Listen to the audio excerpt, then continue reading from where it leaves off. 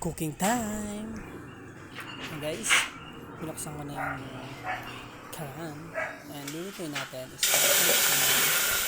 ilagay ko na guys sa lalagyan, sa luto. 5 calorie water.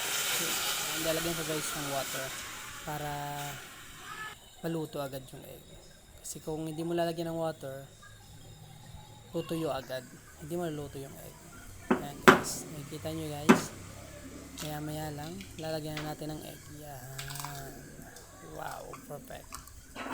2 egg guys ang lalagyan natin para mas masarap. Pero guys, natatanggalin ko yan kaya guys, nag-boil ko siya. Wow, perfect. Hindi na guys masyado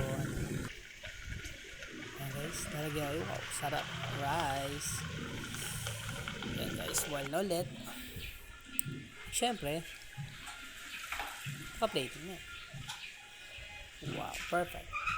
Ayan na guys, tara na, kain tayo. Syempre guys, first bite. Wow, ang laki ng bite ko dyan ha. Sobrang sarap kasi guys. No added seasoning na guys, kasi sakto na yung lasa niyan. Diba? Sarap.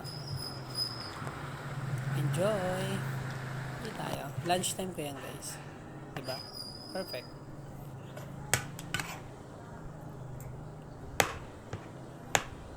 Diba?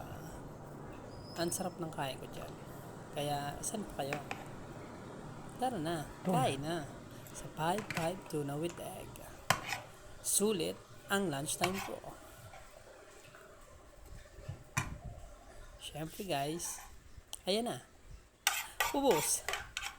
Natira, konting kanin. Siyempre guys, kailangan natin ubusin yan. Thank you Lord. Yan.